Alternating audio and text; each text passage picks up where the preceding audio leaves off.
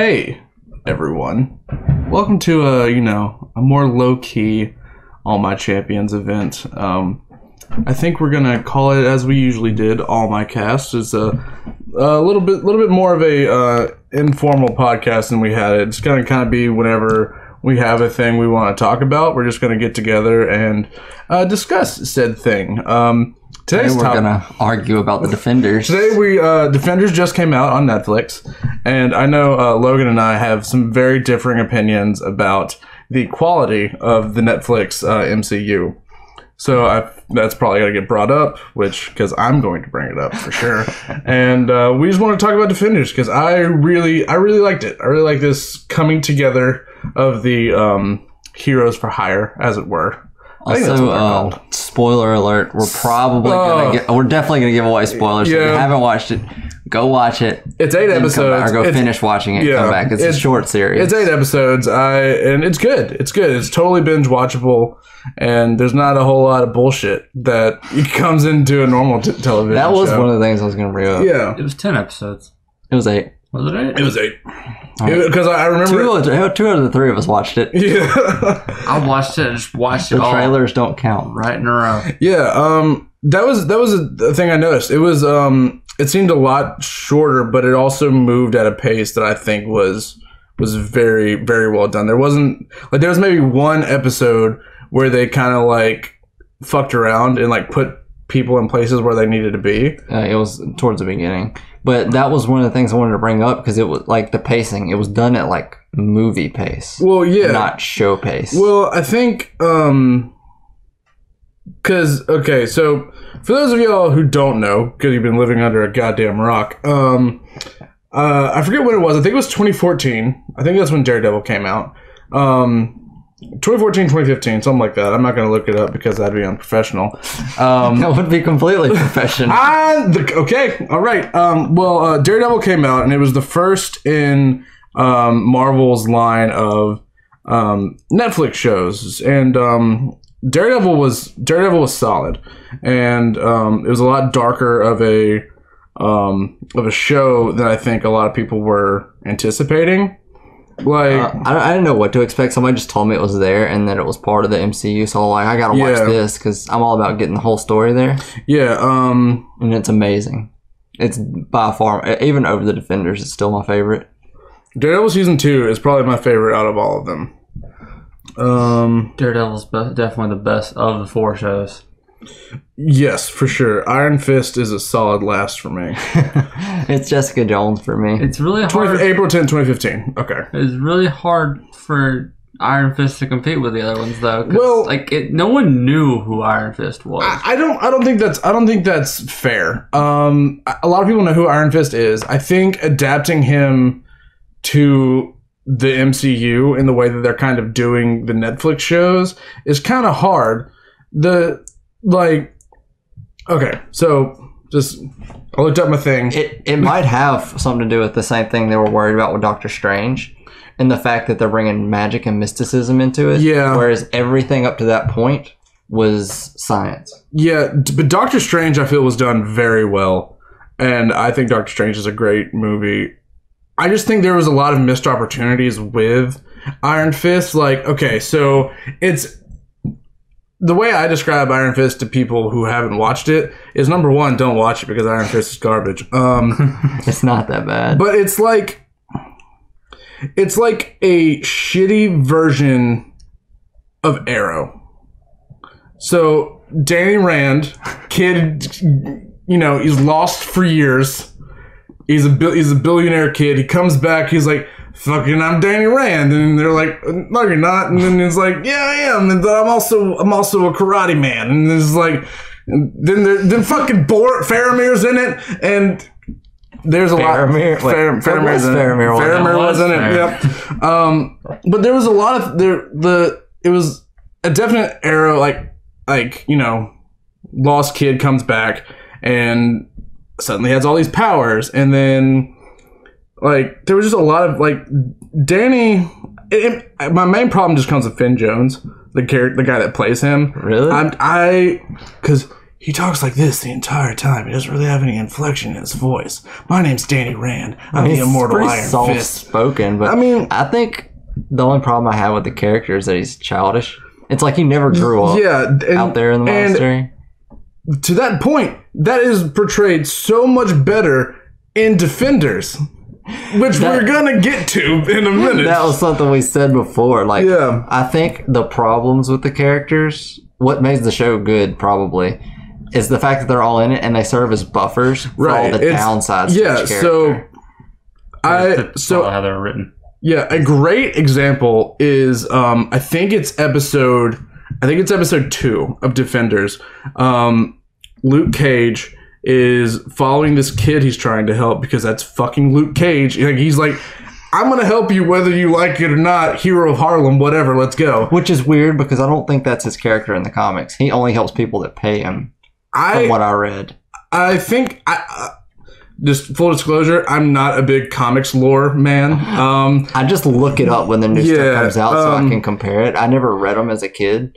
Yeah, me either. I kind of separate them from the comics because when they started making movies, they were saying that these are their own universe and this is in the movie universe. So technically, it's different but the same. Like there's definitely a lot of like. But there's enough similarities that they're the same character, but there's enough differences that it's its own universe character. Luke Cage in the show, like, and this is kind of where we disagree because like whenever you were like, yeah, I don't like Jessica Jones, I don't like Luke Cage, I'm like, why? He's like, because there's not really a lot of fighting, and I'm like, it's not that kind of show, man. It should be that they're superheroes, and they're the two with. Well, that's the Danny has superpowers, but they're the two with superpowers. But they're not heroes. But that's the entire point of Defender. They don't have to be heroes. They can be good people. That's the first. That's like I think like I'm gonna look at this up as well. And another thing about Jessica Jones I didn't like was her character in that show because she was. Like, I like the whole, like, sarcastic, she's an asshole, fuck off everybody. And that was done well in Defenders. But in her show, it was that plus a lot of whining. Well, she was very whiny. She has PTSD, dude. Yeah, man. She's got PTSD. Whatever, it's not fun to watch. Jessica Jones is my very easily the second best show of the four. I agree. I think Iron Fist is the second. Then Luke Cage, then Jessica Jones. Okay. So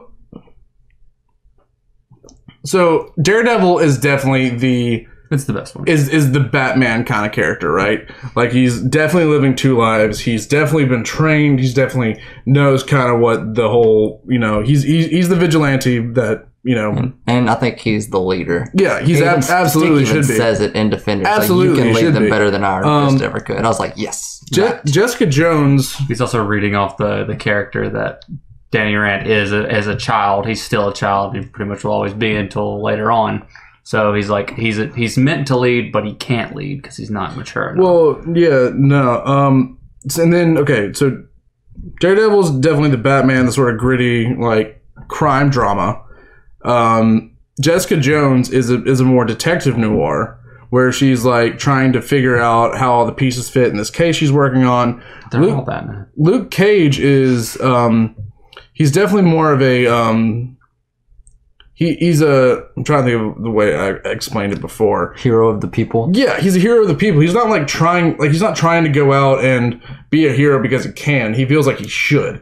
And he's like, this is my community. This is what, Pops instilled in me to, help people and move forward. And I don't think Luke Cage is a character that likes fighting. I don't think that's like his character. And then Iron Fist, and this is like the big thing with Iron Fist to me.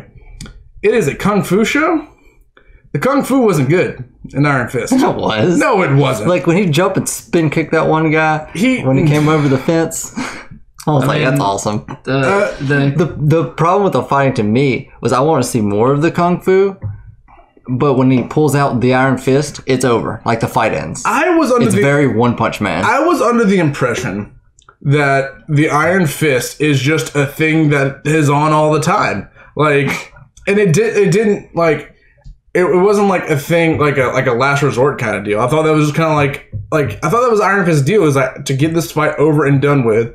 I'm a bop you with the Iron Fist. Like, well, he has to summon his chi, which I think drains his stamina. I mean, a lot. And I think and another part of it is that he never completed his Iron Fist training. Yeah, so he's probably not as strong as any. I would have loved, since I compared it to Arrow, I would have loved some more Arrow sequences where they go back. I wanted to see him punch the dragon. I did too. I wanted to see him punch the dragon. I just want to see the dragon. Show me the dragon, not just the bones. They showed dragon bones. She is a lot better in Defenders. I fucking hated Colleen Wing in Iron Fist. Colleen Wing. She's the girl. His girlfriend? Yeah. Okay, so what the... speaking of supporting characters. Yeah. I got very tired of Foggy, Nelson, and Karen. Yeah, in Defenders... And they're so annoying. They needed to be there.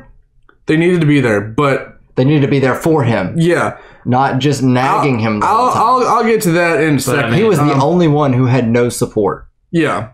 But that's the thing... That's his thing, though. Is like he doesn't do it for the support of anybody. No, but every hero has support. Like he has friends that back him up and tell him he's a hero and tell him to keep going. All his friends now are just like ragging on him and making him feel bad about saving people. It's from the last seasons. They don't want him to hurt himself, and they know that the more he does this, the more dangerous it is for him. So Colleen Wing, spoiler alert for an Iron Fist, to raise more money for her dojo, she goes to these cage matches, and they're like, what's your name? What's your cage name? And she was like, Daughter of the Dragon. And I was like, that is the cringiest thing. Like, I know that's it. I know that's your comic. I know that, but that is like, is that what her comic's called?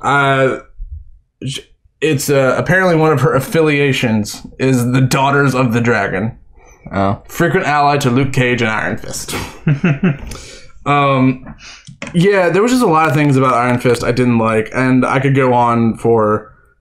The last thing I'm going to say, that sex scene was the worst sex scene I've ever seen in my life. I don't even remember the sex scene. Yeah, you should, right? You feel like you should. And then... Anyway. Now I'm trying to remember the sex scene. No, I can't. Yeah, no, it was the worst thing about that season, probably. And the fights weren't that bad, but I mean... Well, okay. They're also a show that's trying to figure out... Okay, so... balance between effects and the choreography. Here's the deal about the fight scenes in Iron Fist. Finn Jones was learning those fights day of. Because, I guess, because he was working on Iron Fist and then immediately had to go to Defenders. And so scheduling conflicts, and he's recently done an interview with I think it was IGN, but he was like, yeah, like I get the criticism, like it wasn't as good as it could have been because it was just scheduling conflicts. Like I had to learn it that day, and I think for having to do it that day, he didn't do that bad. It was better choreography for fight scenes than I've seen in other stuff. I think if you're gonna take Marvel's premier like martial arts character, give him a little more time to learn, that's to choreograph, to change. I know, and that's on like Netflix and Marvel. I know. Force out two shows at once. Iron Fist season 2 doesn't happen for like another 2 years. Yeah, so he's got plenty of time to learn the fights. And I mean, he's got nowhere to go but up because, like I said, those fight scenes were still really good. Like, they were not as good as they could have been. I thought the fight scenes, like... And Defenders had great fight scenes. Yeah, the first one, like, I was still kind of on a downer from Iron Fist whenever that first season of Defenders came on. And I was like, oh, God, this shit again. But, so let's actually move into... Well, I mean, Defenders was kind of Iron Fist season 2. Kind of, but... Because it's like for the Avengers, where the first Avengers movie was just... Captain Thor, too. Kind of. Loki was the bad guy. Yeah. Well, okay, so aside from Jessica Jones and Luke Cage, who kind of... So, spoiler alert, the big enemy of Defenders is the Hand. And Sigourney Weaver. So the whole big thing is that the 5 fingers of the Hand come together, one of them being Sigourney Weaver. Madame Gal, which, by the way, when the fuck did she become a Jedi? She has been all along. Like, she's really been, like that shit blew my mind in Iron Fist. Mastermind in all the shows. Yeah, like, nobody's tried to fight her yet. Like, in Iron, like, I thought I like, spaced out. I thought I was, like falling asleep, because I just saw her, like, put her hand out, and she, like, force pushed Iron Fist away. I'm like, how you do that? You're an old lady. You're old Chinese. Well, that makes sense. I saw it happen, and I was like, was that Gal? Yeah. Like, I thought some dude just jumped up and started doing that. So, Sigourney Weaver, she's a... That was a Sadwani, or what his name is. Sawande. Is that his name? He's a big arms dealer in... White Hat. Yeah, his name's White. His alter ego is White Hat. I forget where in Africa they said it was. I feel like they were specific about it, but I don't remember. I think it was just like a region, like South Africa. Yeah, but he there's that guy. There was Bakudo comes back. Bakudo comes back, and then what's it's I forget his name. I'm gonna look it up. The dude that was controlling Nobu. Yeah, which Nobu, I love Nobu. Nobu was a good villain. Yeah, 5 fingers. The guy controlling him, though, I forget his name. Yeah, I know. But he was kind of disappointing. They gave him a lot of build up. I liked that. Like, the thing I liked about him specifically was that, like, is like he knows English, just not gonna speak it. Everyone else knows Japanese. I noticed that. I was like everybody's just talking plain English to him. He's understanding every word, but he refuses to respond with it. I hated that they brought Bakudo back. I didn't like him at all. I don't like him, but they needed all 5 fingers. Yeah, the other guy's name was Murakami. Murakami. I was really hoping that Murakami and Sigourney Weaver were about to throw down. Yeah, in that restaurant. So whenever I knew Sigourney Weaver was going to be a big bad in some way, and I thought that because I was taking notes when I was watching the first episode, and I was like, but then I was like, this is stupid. I'm not going to watch the episode. I was doing the same thing. But I couldn't enjoy it if I was taking notes. I was like, oh, hey, Sigourney Weaver. And then I was like, she was like, oh, I'm dying. I was like, oh, well then. Fun fact, the hand has got this egg thing you can get in and you're fine. And but then she's like the big mastermind, and I was like, oh, then why not use it? But then apparently it's revealed that the last of the substance, which I don't know why you just call it Dragon Bones. Well, because it's not revealed that that's what it is until Dragon Marrow. And then by the time, like, they only said substance one more time after that they reveal Dragon Bones. So, okay, so we've set up the big bad. Which, by the way, when you were talking about wanting to see the dragon, seeing him punch him in the heart, because all we've seen is the bones. And he says, you desecrate Xiaolao, which I think is the name of the dragon. Yeah, I think so. So, did he not really face, like, was it like a spirit of the dragon? Well, He's already dead, or... It might just be a spirit, because I don't... But they also said there were multiple creatures roaming the lands of Kunlun. We also... Well, yeah, I don't know if there's if that's the only dragon. They're very vague. Like, I don't know if there were multiple dragons. Kunlun dragon. There's gotta be multiple dragons. It was really, that scene was funny to me because it's like, you desecrate Xiaolao. She's like, you punched him in the heart. He was like, yeah, well. Let's see. Dragons. I also giggled a little bit whenever they were talking in the restaurant, Sigourney Weaver and that guy, and the only word in Japanese she says is baka. Yeah, I was like, I know that one. I don't need the subtitles for that. I don't need the subtitles for that one. I was like, I'm a weeb. Yeah. Watch episode 9 of Shovel Knight to see how I feel about that. Yeah. What else? So what I really loved about the first few episodes of I'll look this up later because I'm talking and trying to search a thing. So the first 2 episodes, they the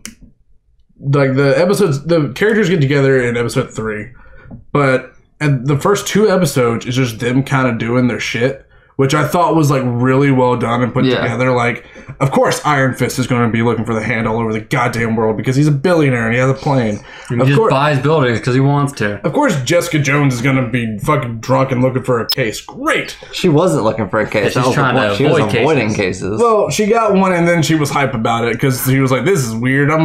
She's like the Dr. House of detectives. She doesn't want to take a case unless she's not supposed to. That's what Jessica Jones is. She's the Dr. House of detectives. Marvel's house. So, but it was so funny because she's avoiding cases at any cost, and she doesn't really get into it until she knows that there is danger. There's something that she's not supposed to be getting into. That's what because whenever Daredevil was telling her to leave, like she wanted him out of her life entirely until she noticed there was something weird about him.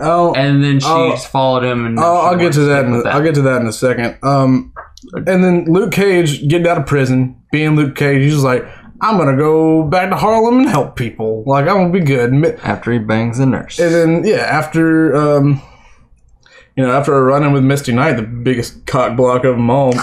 Well, no, he already had sex. Did he get laid? Yeah, he got laid, and then she I thought she came in before. Claire, who I think her comic alias is like the Night Nurse. Night Nurse. She's absolutely the Night Nurse. It has. Every time there's a new Netflix series, I'm like, just call her that. Call her the Night Nurse. Just call her the Night Nurse. Because I think the Night Nurse actually did fight a bit. She's learning. Now that it's established that she has had training under Colleen, daughter of the Dragon.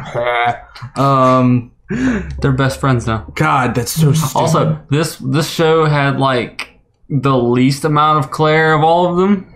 No, it didn't. No, I think it's there's a because you don't really see her a lot until near the end. She kind of like has more of an impact. But Claire, yeah. Well, Claire, we're watching the same show. There's a good bit. She's in the middle. Like every episode. There's a good bit in the middle where you never see her. I don't think that's true at all. Because when they go to the police station, like, oh hey, they're at the police station, and they don't talk about it for 2 episodes. Maybe an episode where they don't go back there, but she's in the whole show. Yeah. Because even while they're doing stuff, they go back because they have to show you Claire and Colleen deciding how they're going to help. Yeah. There was one, and then in the first episode, whatever, Matt Murdock, I remember this is one of the exact notes I wrote because I just thought it was funny. When Matt was doing the court case thing and he was just fucking tearing it out, I was just like, you go, Matt Murdock, win that court case. Oh yeah, that's another thing. I was like, I'm done. So is he. Yeah. I was like, they've got to make him lose now after he said that. I was like, nope, $11 million. $11 million. Like, Christ, why are you doing this? Yeah, and then Matt Murdock said a thing. Where are my notes? That was a cool thing I noticed about the shows that I'll get into in a minute. Yeah, and this is sort of parallel to Matt Murdock's deal because at this point he's not Daredevil because he promised Karen and Foggy that he wouldn't. Yeah, I don't think he's put on suits since the end of season 2. No one can give you your life back. You have to take your life back, which is like what I thought it was. Foreshadowing. I thought it was just a cool quote because like he's talking to a kid in a wheelchair and he's like, "Look, life's like it's gonna suck. Life's gonna suck, but you gotta take charge and take your life back." Which after watching the rest of the show, I'm like, well, that's pretty foreshadowing. I was like, he was straight up saying what he's gonna be doing. I also have here a quote: "I just want to help people." Luke Cage in a nutshell. There was something cool I noticed. When I was watching the shows, and you see it more contrasted in the Defenders in the beginning. Each one is shot in a different color. Yeah, absolutely, which I thought was very well done. And it shows off their outlooks on life. That's what I was thinking, because Jessica Jones is much darker, much more blue, and it shows like she just doesn't. She sees the underbelly of everything. Yeah, that's her deal. She has a very negative outlook on everything. Well, yeah, because after you have your life controlled by a man who can literally tell you what to do. Yeah, and then that kind of fucks with your head. The lamest villain that's been in the series. What? So no. So lame. That was another problem with Jessica Jones. I was like, this dude's so fucking lame. Why is Kilgrave lame? Because he can't fight. He can't do anything. He doesn't need to. He doesn't need. He does because he can't control Jessica Jones. Yes, he can't. That's the entire reason she has PTSD. Because he used to control her for that entirety of that show. She didn't know, but he couldn't control her. And also, they defeat him with a pair of headphones. Yeah, if you can't... That's lame. That's lame. It's clever. It's lame. They could have done that at any point. I was like, just put your fingers in your ears and kick him. A child could beat this guy. He can... A child could literally beat Kilgrave. I mean, he could also use other people. A child could be the Punisher, wear a bulletproof vest. That's not... There's plenty more places he can shoot you, and he can also fight without guns. Put a bulletproof vest on and a helmet and arm guards, and then kick him. You gotta be a bad motherfucker to beat the Punisher. And then kick him. You cannot compare the Punisher to Kilgrave. Yeah, Kilgrave I did. I mean, Kilgrave could use the Punisher. He probably could. His power probably wouldn't even work on the Punisher because he couldn't hear him over all the guns. Punisher's probably deaf at this point. Let's be real. Anyway, the Defenders. Lame villain. But it was the outlook of everybody. Luke Cage, his is like yellow and it's bright. It's definitely very bright. Hopeful for the future. And then there's Daredevil, which I see it as like it's the true sight. Like he doesn't have a different color or anything. It's as it already is. So he sees things as they are. Well, and everyone when they're around him together. Danny? No, Daredevil. Oh, Danny it's very bright and it's very childlike. Yeah, I thought you were saying Danny sees things as they are. I'm like, I don't know if that's true. Daredevil does because he doesn't actually see it. Kind of gives him a ability to read past everything, and so he can see clearly over everyone. When everyone's together, it becomes that clear sight that, like, whenever they're following him, whenever they're all working together, finally they have a goal in mind to stop that one thing. What I really loved about the opening of Daredevil's character is that you like the struggle. Like the struggle is so real for him because he because of his power set, he hears all this stuff going on, and he's like, I need to be out there. But I also told Karen who I want to get in. And my friend... By the way, that's another thing. Also, we haven't touched on one of the biggest characters, Elektra.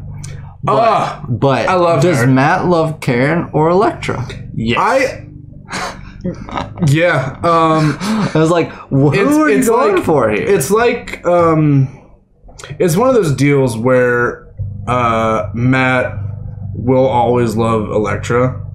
Like, it's like he knows he can't be with her, but he always love her. Yeah, but he, at the same time, he also really cares for Karen because he wants to protect her. But because of the bullshit, him not being Daredevil, he can't. Like, it's so stupid. Okay. It's really stupid. It's why I hate Karen, because she's very unsupportive of his decisions. Well, I mean, it's unsupportive of him doing that, but she's also trying to keep him safe. To be fair, fair, she defended Frank Castle. Is that his name? To be fair, she defended him, and she was on Daredevil's side before she found out who he was. Well, so why can't he? If he has the ability to help people and he can't help himself, he wants to make that decision. She should be supportive in that, and not like make him feel bad about helping people. Well, because she cared about Matt. Be more like Claire. She was supportive. # be like Claire. She was supportive of Daredevil and of Frank of doing their thing, but she cared about Matt. So whenever Matt became Daredevil, the worrying took over the support because she wants him to be safe more than she wants him out on the streets doing what several other people are already doing. Yeah. But which raises all those people supporting. Which raises the biggest question. Why not just call Captain America? It's in goddamn New York. Why not call Spider-Man? He's active now. Why not call Thor? Yeah, Spider-Man, all he has to do is go like 10 blocks north and he's in Hell's Kitchen. What was that? I saw a meme. It was like a map of New York and like where all the superheroes are located. Yeah. And then it was like, and then there's Daredevil micromanaging the shit out of a 10-block radius. He's got that shit. But aren't Daredevil and Spider-Man supposed to be like allies? They're I think they it was like a small group of them with one was like it was Black Cat or something, and then a couple other ones. Yeah, I think they've both fought the Punisher and the Kingpin, because I think the Kingpin was originally a Spider-Man guy. Kingpin? Yeah, I thought he was always meant to be Daredevil's. Well, I think I could be wrong.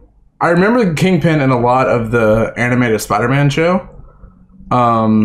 And then I think in the in the Ben Affleck Daredevil, they had not Ving Rhames. No, the guy from Green Mile. Yep, Green Mile Man. I don't think I've ever known his name, but he's in a lot of stuff. Yeah. Is it Michael Clark Duncan? Yes. Yep, that's it. I remembered.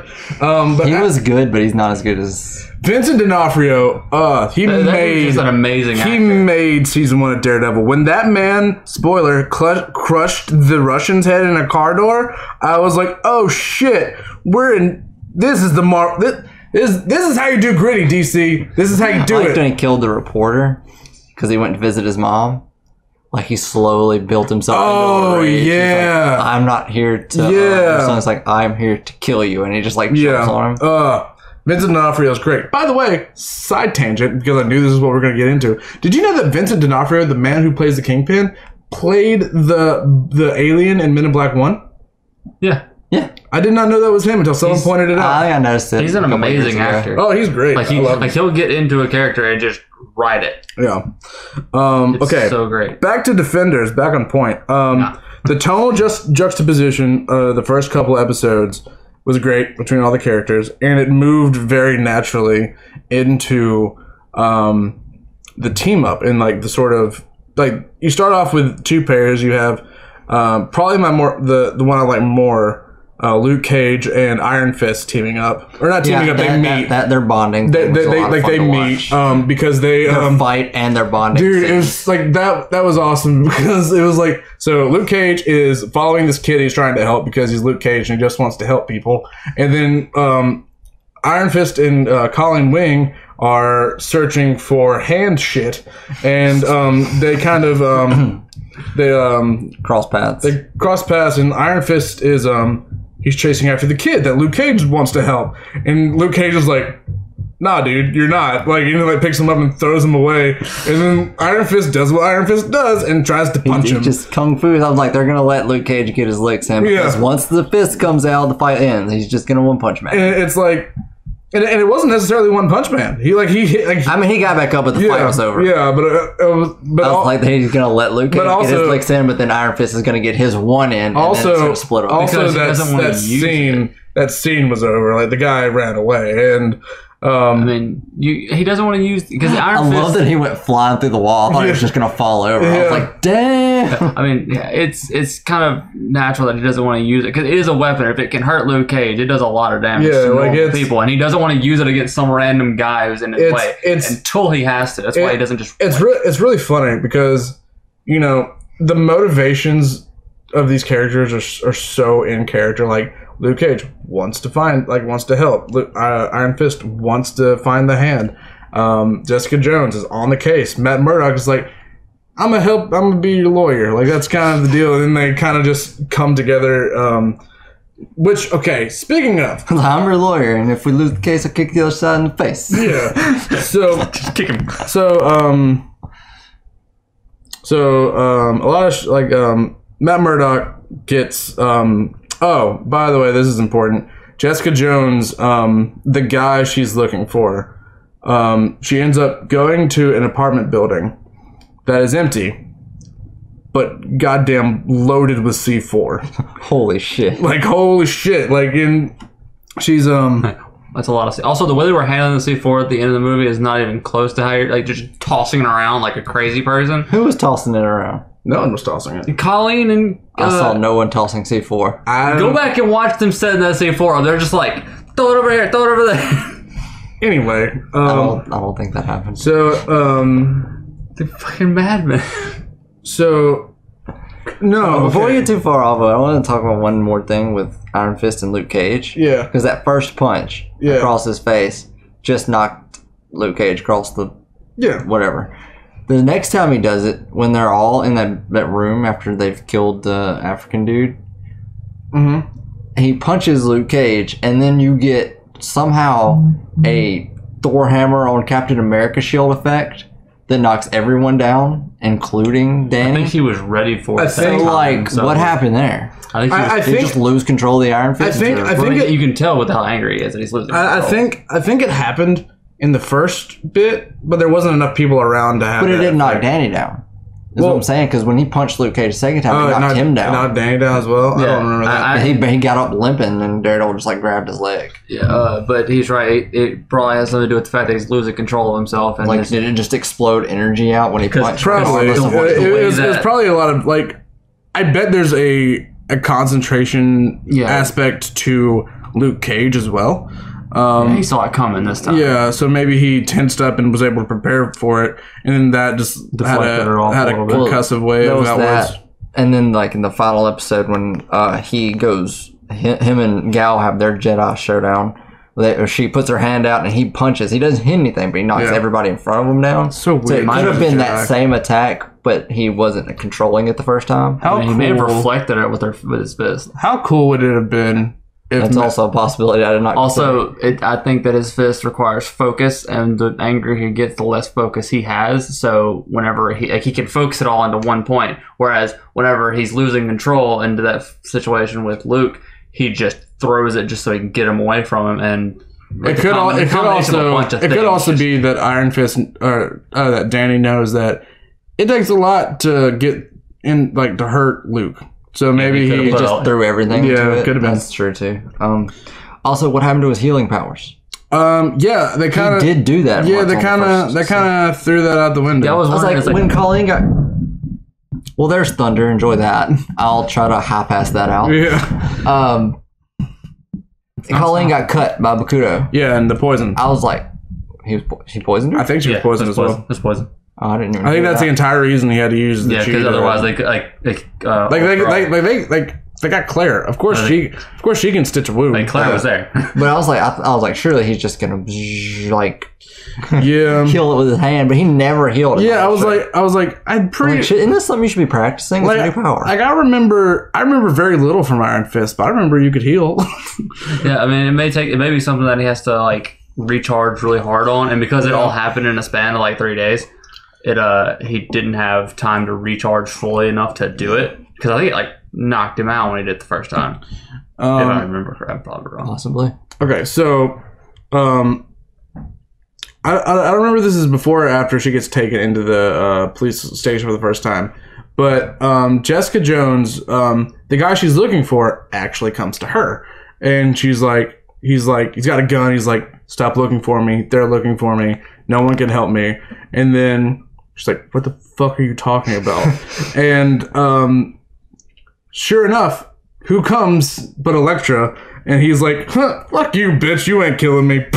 And then can't have this. That was pretty cool. Then offs himself, which I thought. And then Jessica Jones just like didn't give a shit. She was like, who's this ninja bitch in my... He's here. He's like, well, who's this ninja bitch in my apartment? I just fixed that door. Dude, shout outs to that door. That door has had the worst luck in the Netflix MCU. Of like, the first episode of Jessica Jones, she throws a guy through it because he's being cocked. Like covered up for most of the season. What got me about that was Elektra just like kicks her and knocks her down. Yeah. Which, I mean, it's shadowy. There's definitely something weird going on. The fact that she was there. Yeah. But I feel like Jessica was a little more rattled than she should have been by that simple fact. Well, I think like with what Austin said, Jessica Jones in her color scheme in the earlier parts of the episode is very muted, very almost black and white. So that could, like, Jessica Jones is a PI. She sees things black and white. It's got to be one way or another way.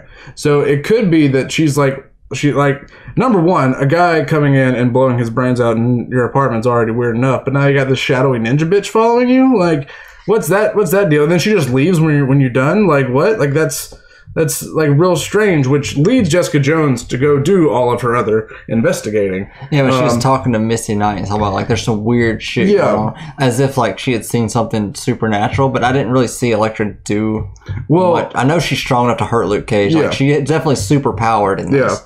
But I didn't really see anything in that scene that should have rattled her that much. I might be just looking too hard into it. Could be. But it is something that I noticed, and it kind of bugged me a little bit. It may have just been the fact that archaeologist, whatever he was, architect had just lost his mind so hard. It's like, that doesn't just like happen. Yeah, it's like, you know, like they say, it's like, you know, good father has a routine, comes home here, then it's like like that's already weird, and that probably that was after the earthquake actually too. Found that normal. She just thought he was cheating. That was after the earthquake too, right? Whenever the earthquake was very first episode. So so she's like, okay, cool, weird shit's happening. She's probably keeping track of everything that's happening in the city for the most part. And whatever, it's all just starting to make sense at her. Cause she can connect things better than most people are in the show, because she puts together who Matt is almost immediately. Well, yeah, whenever you're a blindman and then you do hardcore parkour to get away from her. And then she figured out, then she like put it together. It's like, okay, your dad, all this other stuff. Yeah. Like she went back into it. Yeah, so, but that shit happens in her apartment. And I think it's either after the C4 deal or after that. She gets brought into the police station, and she's handcuffed, and which was really big of Jessica Jones, I think. Yeah, because she could easily get out of that. And there's a couple times in the show, I think it's only like 2 or 3, but where all the defenders are in the police station, basically being kept there, like not arrested, but like under lock. And Danny was in a psych ward, but like it was a big message that like not even you guys are exempt from the consequences of your actions. Yeah, and I think they're trying not to act like they are as well. Yeah. They wait until it's an absolute last resort to break out of it. Yeah. But anyway, so Matt Murdock comes in, he's like, I'm your lawyer, and then they do some banter back and forth. And Mr. Knight lets him go. They do more shit. So then it comes to, like, the weirdest part to me. So Danny and Colleen are talking, and he's like, we need to find another way. This isn't working. And he's like, oh, I got it. I want to be really subtle. Like, we know where they are. I want to be really subtle about it. I'm going to use my resources to take them down. He's like, I wasn't subtle. I was saying the opposite. It's because Luke Cage did his his required political statement of the show. Yeah. And basically told him, like, you're a rich white guy. You had power the day you were born. He's like, okay, well, I'll use it then. Well, yeah. So, but I remember him being like, we got to be real subtle about it. And then he fucking walks in to the hand boardroom because they're a company, and I need thunder to exit this statement.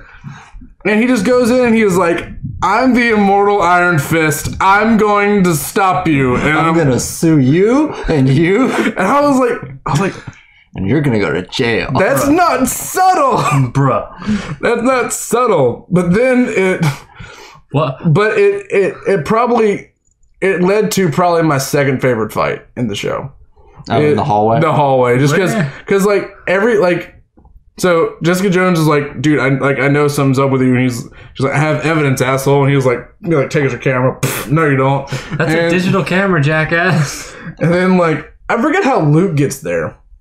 He got into the back entrance. They didn't show him actually going in. But he found out because right after the woman's mother lost her last son, he found that wad of cash with Midland Circle written on it, and he's like, okay, well, this is whose ass I was like, how did he put together to go with that? But so like they just like randomly come together because everything's leading them to this one spot. And he hides behind him while they're shooting. I'm like, yeah, they're already a team. Yeah, I was just like, this. It's like this.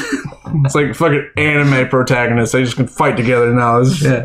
Then I like that the subtle. I mean, to be fair, it wasn't a whole lot of coordination. He was like, this guy's bulletproof. Let's hide behind him. Yeah, from the people. But Jessica and Luke were just like, hey, yo, what up?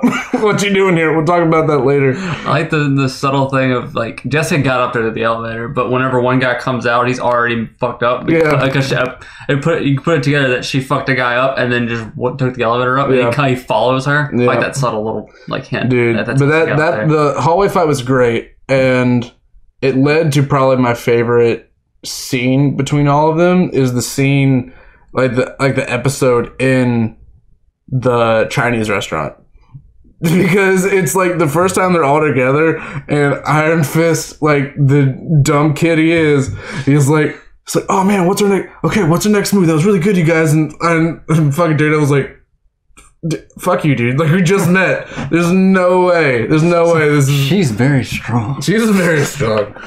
And but that shit was funny because he's like I paid him the next 6 months' rent to let us stay here. Also, I had to order 4 of everything. He's like, oh, is that pork? No, that's not pork. That's beef. He's like, oh, man. That guy's got pork. And Luke Cage, man. So, this is the MCU, right? And the invasion of New York happened. Fucking Sokovia's already happened. Like... Civil War. Yeah, like some big shit has happened. And they're aware of it. And there's Inhumans everywhere. But Luke Cage is still like... Nah, man, I don't believe any of this. He's like, dragons. It's like, your hand glowed. Nah, man, you got a flashlight. It's like, what's your deal? You're blind, dude. You know Jessica Jones is dumb strong. You have impenetrable skin. How hard is it to believe that a blind man is a ninja, and also this man has a glowy fist? Oh, I don't think he had much trouble believing what was going on with Matt. But the whole punching a dragon thing, kind of threw all of them off. I mean, but still, you've seen Aliens. Like, you've seen Aliens. Like, I feel like and magic and stuff and aliens, 2 completely different things. But but since we're talking about it, like, I think they should in some episode somewhere in some series, they should at least come across like an Inhuman. Just offhand. That's probably what's going to end up happening with something with the other stuff. That's got to be what happens with Luke Cage in the next season, because I mean, most all his problems are kind of handled, and he's still bulletproof. Everybody's problems handled. Like the whole Iron Fist whole thing was the hand. Yeah, they're all gone. But you gotta have some kind of. That was actually kind of Daredevil, except for Kingpin. We'll get to that. But Luke Cage, like. There's definitely like they don't need to bring an Inhuman into Luke Cage's territory. I don't think that's his deal. It's the fact that they're all in the same universe. They should just come across one. They're in New York, 9 million people, and there are Inhumans everywhere. I mean, it just makes sense that you would come across something. Yeah, I don't know. Maybe not an Inhuman specifically, but I don't know. Iron Man flies overhead. You don't need Robert Downey Jr. to film that. I say Iron Man and Spider-Man just like fly right on past. Done. Or just a shadow. Like they just see a shadow of somebody swinging overhead. Like, what was that? We know what that was. Just that's like all that matters. Like one web, one like piece of web just like hanging down. That's all I need. It's like, this damn kid. So the episode in the Chinese restaurant, I think, is a very good getting to know you kind of deal. Yeah, because of course Luke Cage isn't going to believe your bullshit. Of course Jessica Jones doesn't want to listen to your bullshit. She just wants to go have a drink and finish her case. And then Daredevil just wants to take care of it himself. And Matt's like, he just wanted to leave and not do anything. This was a big thing that I noted. All of these characters like are used to doing shit on their own, but the only one that seems like gung-ho for the team up is Danny, because he's a dumb kid. And he's like, friendship! Well, he wasn't. To be fair, he was talked into it by Colleen. Yeah. But I mean, he was into trying to make friends at the very least. Oh, he's a friendly guy, but as far as like fighting, he always wanted to do it on his own. Yeah. That's me as a superhero, by the way. Because what was his dumb friend... Thunder's coming, by the way. Well, his dumb friend at the end of Iron Fist... who was in there for like 2 episodes, only to be a fucking... anyway. Turned out to be a bad guy? Not a bad guy. I think he does turn out to be a bad guy. Well, he just... I forget his name. He showed up because he was like, oh, Danny, you left Kunlun. You're not the Iron Fist. I deserve to be the fucking... We're gonna fight now. We were friends. No, I'm gonna lead them back to the place and kill them all. So, I mean... I don't know. Most of these characters are used to being and doing things by themselves, and it's definitely a character developing moment that they're like, yeah, okay, I understand that this is a lot bigger than just me alone. So like the one that I thought was the biggest improvement was Jessica. Because she straight up fucking left, and then Hannon just came with Sowande, and then like shit was about to hit the fan, and then she just threw a car through the restaurant, and I was like, "Hey girl, what up?" About that team up thing, like Daredevil actually would have experience in that field of teaming up better than any of them because of the whole Elektra and Punisher thing. But what happened at the end of that? True, yeah, he would be more against Elektra, and the Punisher was not really like his lifestyle was not Daredevil's lifestyle. No, I still need to watch the trailer for Punisher. I'm actually like I haven't seen a whole lot about it. I think is going to be a like a big influx of media for that coming soon. So that fight scene in the Chinese restaurant happens, and then Luke goes after Sowande. Somehow gets hit by another garbage truck. Like that's kind of like I don't know what it is with Luke Cage and garbage trucks.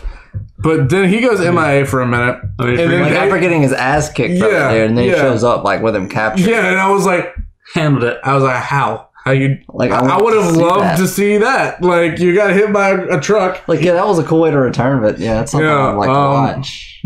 Took care of it. And then a lot of like minor like character developing things happen. Like they're getting to trust each other. And then what I thought was like one of the funniest things is like they have Sowande tied up and they're not getting anything out of him. And Matt's like, I got this. And he goes and gets the suit. There's like those that are around. He's like, and they're like, all right, yeah, that's kind of cool. What kind of sex fantasy are you looking to fulfill here? and Jessica's reaction to this suit. He's like, yeah, that's pretty cool. I liked Jessica's reaction to the suit every time she saw it. This is professional. She's one of the first time she's like, nice ears. Yeah. They're horns. And then he puts it on, she's like, oh, there it is again. Man, I don't know if I like Stick. I don't like Stick. I've gone back and forth in the character of Stick because I'm like there's this real otherworldly presence about Stick. It's kind of like, he's actually the most black and white character of them all. Yeah. Like there's no middle ground for him. I mean, I'm going back and forth too, but like at the end of the day, I don't think he's a good guy, and he needed to die at some point. He did. I knew what he was going to do to Danny. Oh yeah, long before he even realized what he was going to do. So just real quick, because I think we've gone on for a pretty long time. Yeah, there's two more things I wanted to bring up before we finish too. We'll try to speed through all this. So Stick murders Sowande because apparently the only way to kill a finger of the hand is to cut their head off. Or crush them, I think. I think that's just what he got used to doing. I think the substance will still run on him. But there's no substance anymore, so he knows it. So Sowande got offed, and then Danny starts getting butthurt and childish because they're not doing things the way he wants to do them. This is my superhero squad. Yeah, so they knock out Danny, basically have him tied up, and he's with Stick and Luke. And Stick and Luke are talking, and they're like, "What are we gonna do?" And then Stick is gathering all this incense, and he's like, "I know what to do." And then the incense knocks Luke Cage the fuck out, and then he's like, "I'm sorry, Danny, but this is like they need you." Oh yeah, the big thing, they need Danny to open a door. Well, leave the Iron Fist. Don't think punch through the wall. Yeah. But that's the Hand's motivation. They need him to open a door to Kunlun because they missed the opportunity to go back to Kunlun at the end of Iron Fist. So he's gonna kill Danny, but then Elektra shows up, and a very good fight scene between her and Stick. And then Stick unfortunately dies, which I'm not all that sad about. Like, I feel like that was like kind of the end of his character. Like, I don't think he had much more to do. No, like once the hand's gone, then there's no reason. Then he's just a pain in the ass. Yeah, but, that's one of the things I wanted to talk about.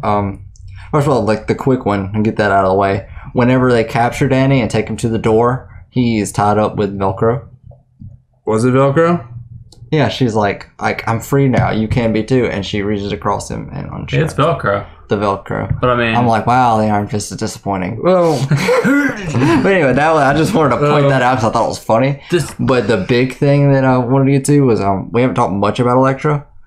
Yeah, I loved her in this. I liked her in Daredevil season 2. I think I can't figure out her motivation in this one. Well, so she's a different... once she gets her memories and everything back. So the only thing I understood that she did was kill Alexandra. Yeah. So Sigourney Weaver's character's name is Alexandra, and she's kind of been pulling the strings all along, and she's the one who sort of initiated Elektra's return from being dead by using the last of their resources.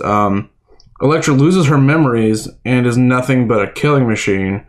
And so I think once she gets her memories back, whenever she runs into Matt for the first time in the hallway fight, I think that triggered a thing. Like it triggered a it's like a snowball typical effect. like, getting your memory back. Yeah, and but so like she's still under Alexandra's control until there's a scene where she breaks into Matt's apartment and like just crashes there.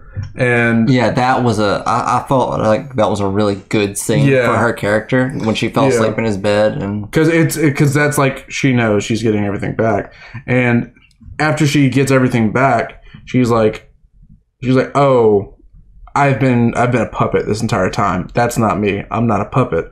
So she offs Alexandra and then sort of takes her place as the head of the Five Fingers. And I think that's where it got weird for me. Like, I get it. She's very strong. She's always had a very strong personality. Not a puppet. She's a badass. Not necessarily a good person, but not evil. Yeah. But when she got all her memories back and decided to do things her way, she was suddenly wanting to be immortal. Well, I think she's the idea of the Five Fingers is that they are immortal and that they need, should they die, they need these resources to come back or to continue being alive. So I don't think they are immortal without the substance. I think they're just continuously reviving themselves. Yeah. They say something about their vessels. I can't remember exactly what was said, but the vessels do run out if they've revived it enough times. Yeah. I think that her motivation at that point is she's caught between two places that she can't fight with. Like she wants to go back to Matt, and she loves Matt, but there's still the inevitability of her dying. Right. Yes, the inevitability of her dying. She doesn't feel right unless she's killing people, and she was bred to be a killing machine. And so she's. I watched today a video of the Netflix MCU in 9 minutes, and I don't remember this, but it spoke about in Daredevil season 2. She had this thing. I don't remember it being called this, but they said that she had quote unquote bloodlust, which basically meant she was obligated to kill. But like when you see her, so she still has that when she gets her memories back. Probably. Okay, that makes sense because she is very much about at the end being with Matt forever. Yeah. Either in immortality or in death. Yeah. But she does have the bloodlust. Actually makes sense. When they have the flashback with Stick and her, it's like she's gonna be kicked out because she's fucking crazy. She tried to kill that guy. So Elektra is a big badass now. She kills Stick. It's basically the Lazarus pit from DC. It takes away, like eats away your soul or something. Gives you the bloodlust. I think that's only if you. Which I mean, she still had the bloodlust. I think that's if you're dead before you get put into it. I think if you're healing in it. I mean, this isn't really Marvel, but like since we brought it up, it slowly does it. But if you're revived with it, then you're revived basically without your soul.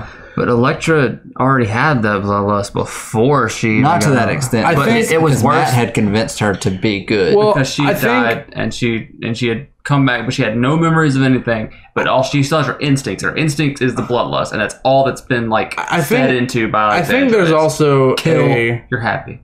I think there's also a insinuated effect from the resources, like the dragon marrow, the dragon bones, because it is a dragon. It may enhance your ability somewhat. So it may have enhanced. Definitely made her super strong. Yeah, it could have also enhanced the bloodlust. I don't know the lore.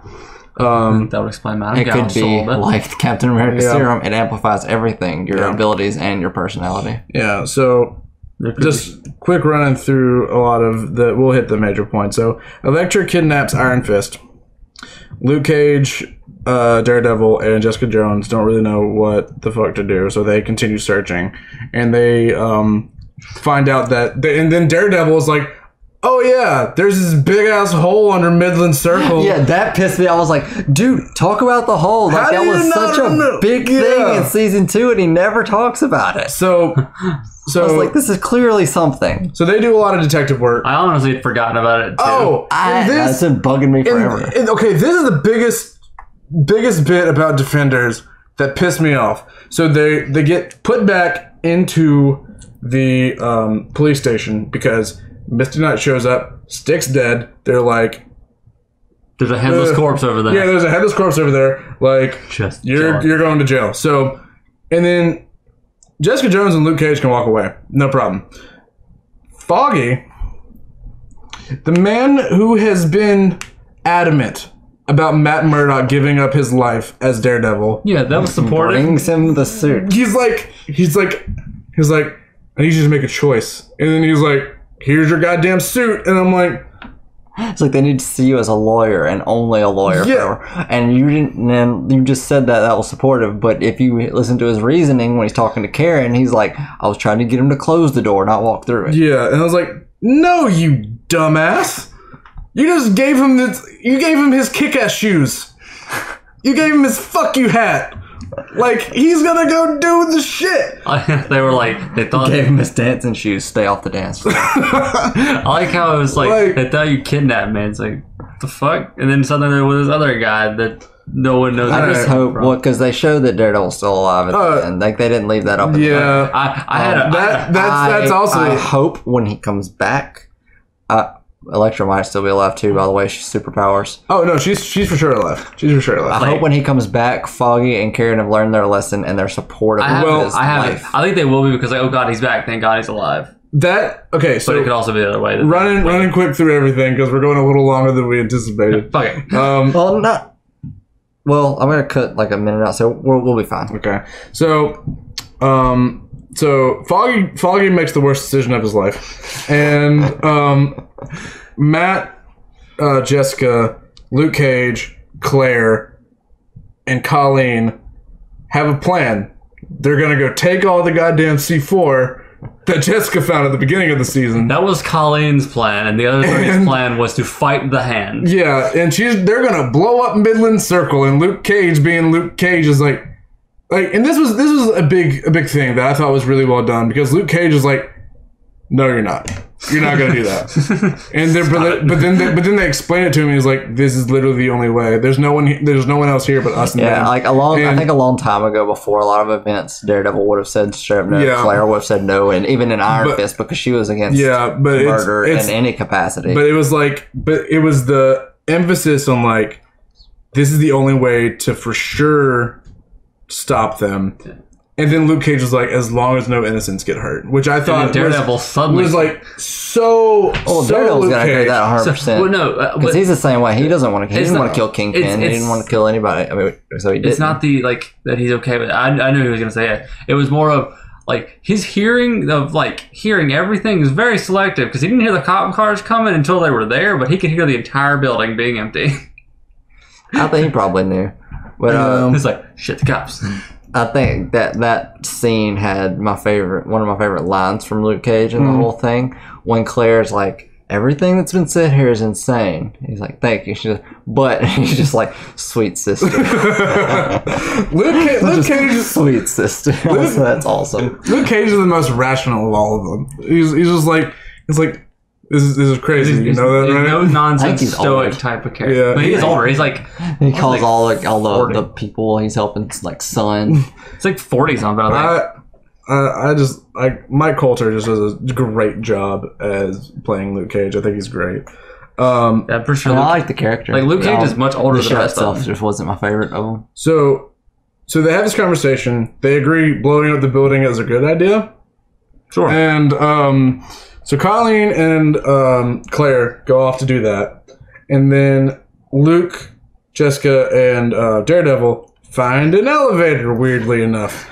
And he's got superheroes. And that he found the hollow wall. Yeah, he was like, punch it. There's something mechanical back there. Punch it. And I'm like, how can you hear is mechanical?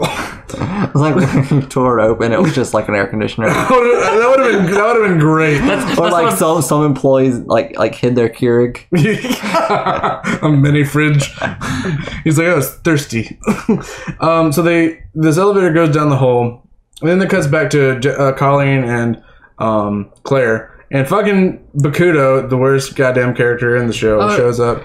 And he's just being Bakudo, and he's being weird. And then Misty Knight shows up, and then he cuts her arm off. And that was crazy. I didn't expect that. I was like, where did that come? Yeah, I was honestly expecting her to be like, y'all leave, I got this bomb. Like, I thought she was going to just stay behind for the bomb. Like a Miles Dyson kind of deal.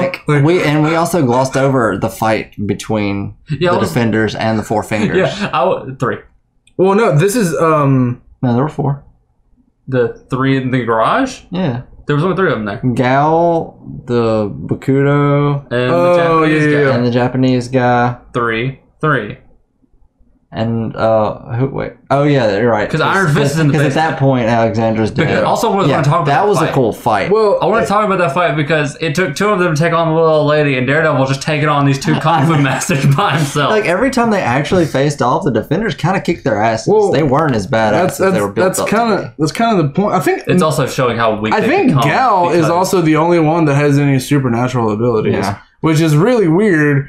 Because why her? I mean, that might have been our focus. Well, is it because she's Asian? Took a couple of bullets. Is it because she's Asian? Didn't flinch. So it could be what they focused on because, a little bit. Like, not everyone. I'm pretty sure. Well, Bakudo sucked, dude. Like, he was not a cool character. No, they played him up to be like this wise old master that's gonna turn. He was the cult leader. Yeah, he's the manipulative one. Yeah, and he had the Kool-Aid. Like it did seem like because they're all from Kunlun.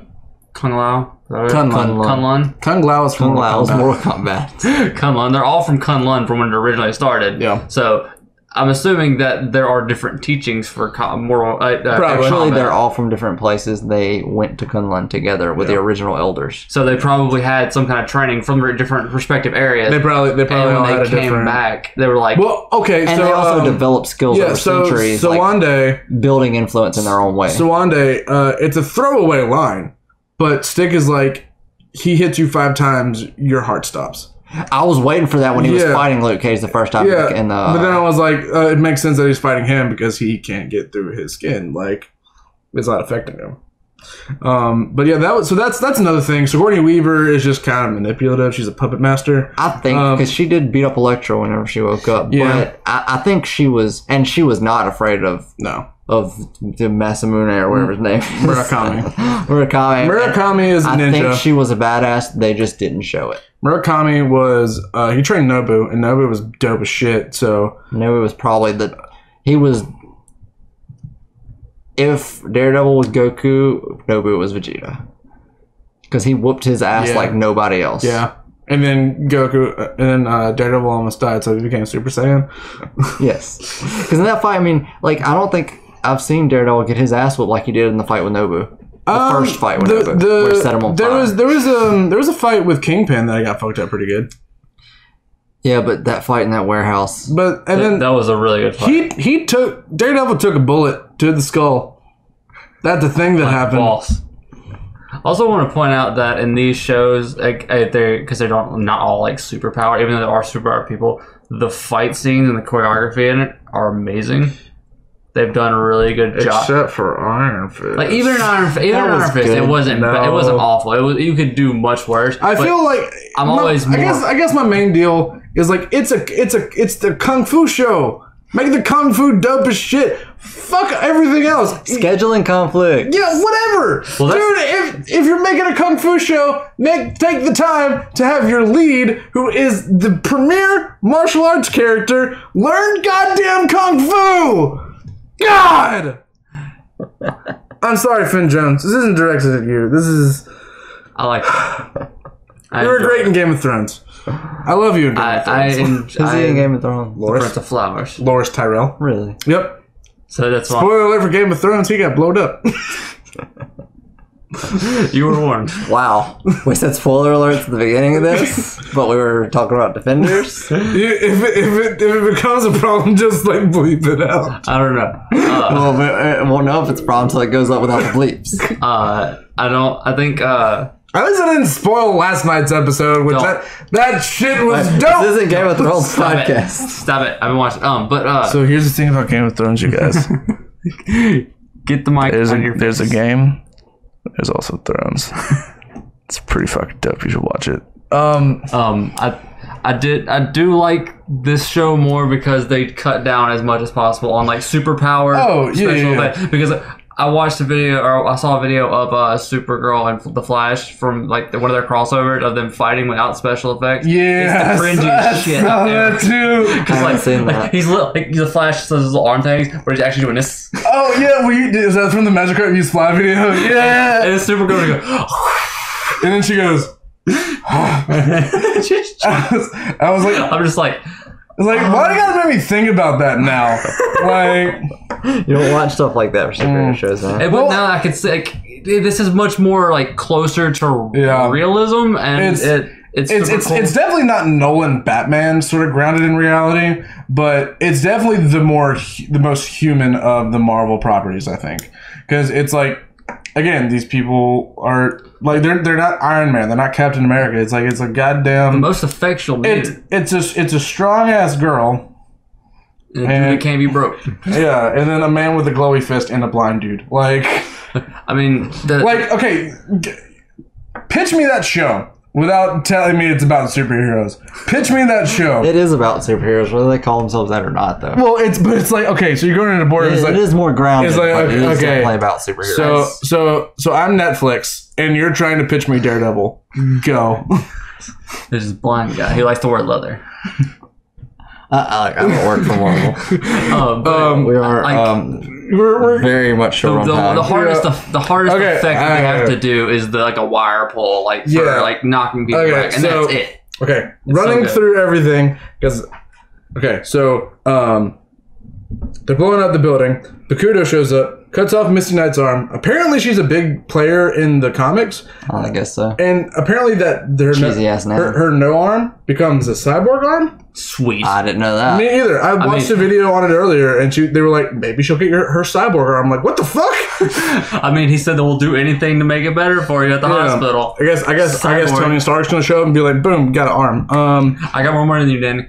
So Elektra and Danny are fighting, and she basically tricks Danny into opening the door. Turns out the thing that the hand needs are dragon bones, which so they go in, they take all that, and the climactic battle scene is probably my favorite because they're going down the elevator, and then everyone hears them, so they're like, how many are there? He's like, I think there's like about 30. They're all armed, and they're like, great. And so they're like, so they devise a plan. It's the dumbest plan, but they're like trust us. And then Daredevil and Luke Cage hide, and Daredevil comes in, Spider-Man in, and Luke Cage is just like, I'm here, motherfucker, and then jumps down. Jumps off the top of the elevator. And then like the fight scene there is great. Like I love, like, it's a little dark in places, but like I think it's really choreographed well, and it was definitely the best fight in the show, I think. Yeah. Especially after a while, like, they fight for probably a solid 5 minutes, and then, like, some dialogue happens, and then, like, they're trying to get back onto the elevator, because Daredevil hears the bomb got set off, or the timer did, and he's like, we gotta go. And then it just turns into a hip-hop track. Yeah, that was very Iron Fist. Yeah, I thought that was more Luke Cage, though. No, Iron Fist was the one who was listening to hip hop in his show while he was fighting. Yeah, he's but regardless, like, fight in the boardroom. But regardless, like, that hip hop track just like made the fight scene all the better. And I was like, that's pretty awesome.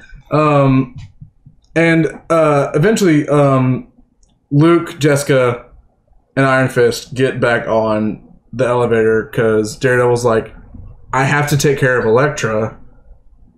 I'll meet y'all up there. Protect my city. And then he whispers to Iron Fist a thing we don't hear until afterwards. My city. So Daredevil and Elektra are fighting, and he's trying so hard to get to her. And then she reveals, like, yes, I know it's you. I know, like, what, like, you know, we...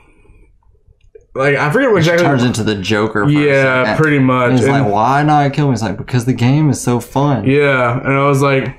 she has given up on life at that point, and she just wants to be with him at the end. Yeah. She snapped because, like I said, the two sides of her are conflicting so much that it's just too much. Here's the thing about that ending sequence that messed me up. So, the elevator they're on, the ropes get cut, or the cables get cut. And Jessica, like, hops out.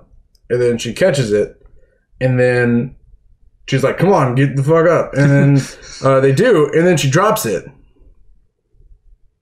Then the show continues to go on, and it's never brought back up again. It does. Well, they didn't show it landing. They didn't. No, they didn't. They didn't, because I was waiting on it.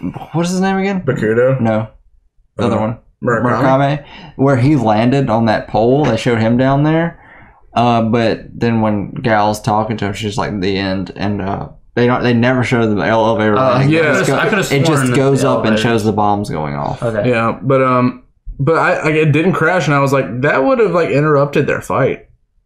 I feel like that would have crushed Madam Gal. I don't know. It was pretty slow moving elevator. It probably didn't hit hard enough to actually. And I think it might have. Well, no, the car was off the cables. Like the cable was split. I think it might have had like a thing on the giant girder going up. No, I don't think they were close enough. That thing was that thing dropped. Also, I think that they were almost to the top anyway.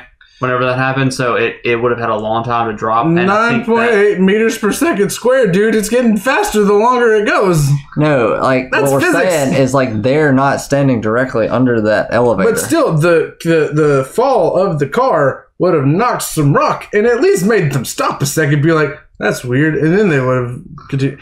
I was just mad that it wasn't brought up. They were kind of working their way through the dragon's ribs as they were fighting too. So yeah, but so Jessica, Luke, Colleen, Misty, Iron Fist, and Claire get out, and then the building goes up in bombs, and the cleanest demolition I've ever seen. And it just sinks straight down. Yeah, hurts no buildings around it, like no cars. It just sinks. Well, it's because the architect told him, like, had written out where he's going to put him. And whenever you're demolishing a building, that's how you do it. Is you hit the center support beams and it collapses in on itself. That's fair. But I still feel like it fell down a hole. Well, yeah, that was kind of fucked from there. I still feel like there should have been a little bit more collateral damage. Also, like how at the end, Iron Fist, instead of saying Daredevil said Matt told me, it's like, dude, there are a lot of people here that don't know that. Shut the fuck up. It's like Lucius Fox accidentally calling Bruce Batman. And then, like, they're dead and everything, and then it cuts to like, they're all going in the police station. Yeah. Everybody's happy except for the two. That shit, even though I did not feel sorry for Foggy, that shit kind of got me. Yeah, they were really upset. Yeah, that was a really good thing. Because it had to have hit him harder because he pretty much. Oh no! And he says that he's like, I can't help but feel like it's my fault. I'm like, yeah, because it is, you dumb fuck. You gave him this. You gave him his "fuck you" shirt, and then Matt would have been in that building regardless whether he had that suit for sure. But I didn't like them in the whole show, but that scene was really well done. Just like the cut back and forth, yeah. And I was like, as soon as that like building collapse was like, okay, I already have an explanation for this. Dragon Bones saved him in like a couple months. He's gonna climb out, whatever. So they were like, oh, he's alive. Well, okay. So a couple things before we wrap it up. Whenever they didn't show it was Iron Fist right away, but whenever Iron Fist was like crouching on top of the building, I was like, you can't. Nope. Mm-mm. You thought it was Daredevil? Yep, I was like, don't do that. I did too. Don't do that. And then I wanted him to put a mask on him. I wanted him to finally get into his gear from the comics. Everybody does. Where he's got the mask and no shirt and like these weird things on his face. He's got a shirt. It's just like they've shown an Iron Fist wearing that. It's a deep V. It's like a deep V. Yeah. In Iron Fist, they showed they showed the recording of the old Iron Fist fighting the soldiers. He was wearing that. Yeah, I know. I want Danny. So. And then Danny Fist. Danny Fist. So everyone kind of goes about their life, and Karen is writing a story, and she's not naming anybody because they don't want the credit. Like they don't want anybody to know it was them. Which I thought she said she's not even writing it because they covered it up by the police, and she's like, the Devil of Hell's Kitchen and the lawyer go missing at the same time. Yeah. But then at the end of everything, they cut to this convent. Cut to a convent. There's a bunch of nuns, and who else is on the bed but a fucked up Matt Murdock? And they say, put some band-aids on. They say, I think this is right. Tell Maggie he's awake. I think you're right. Maggie, as I found out in a video I watched earlier, is Matt Murdock's mom. Have they even discussed his mom? They did in the first season whenever his dad was calling him or calling his mom because he was like, hey, like you gotta take care of Matt. Like you gotta I need you to take care of Matt before he knew he was going to die. So this sort of leads into Daredevil season 3, going to be a lot about him and his mom, and I'm actually pretty excited to see that kind of. So. Okay, so Defenders, great. Watch it. Or you don't have to. We just kind of fucking gave you the lowdown. Well, to be fair, we told you to go watch it before you watched it. That's real. That's a real thing we did. But still watch it. Go watch it. Here's a couple things you got to be hyped for. You ready to be hyped for? Daredevil Season 3 happening. Jessica Jones Season 2. I think the closest one is Punisher. Punisher is definitely closest. And then I don't have a release date. Jones. Jessica Jones Season 2 is happening. I haven't heard anything about Luke Cage Season 2. It is. It's confirmed. I've read that. I know it's confirmed, but after Jessica Jones. I think they're going to start filming that in December, maybe? Like, because the thing I was looking at was showing roundabout dates. Yeah. I think it's Punisher, Jessica Jones, Luke Cage, then Iron Man, or Daredevil 3. Daredevil, I believe, and then Iron Fist. Yeah. Sounds about right. Then Defenders. Defenders 2. Well, we kind of like shot the shit for a little while, a little longer than we anticipated. But I hope you enjoyed our thoughts and recap of Defenders. If you want more shit like this, like, comment, subscribe. Tell us what you want us to talk about. You want us to talk about video games? You want us to talk about how shitty detective comic movies are? That whole shit show? You want us to do that? I have a lot of opinions. I have a lot of. You want us to talk about You want us to talk about Game of Thrones? We'll talk about it. I'll spoil the shit out of Game of Thrones. Talk about how Zach is Batman. What? I'm not. Nope. And we'll play Street Fighter. It's gonna be great. Guys, thank you for listening to All My Cast. I'm sorry we took so much time talking about one of the better shows on Netflix. You know what you could do now? Go watch Shovel Knight. Go do that. Bye, guys. Bye.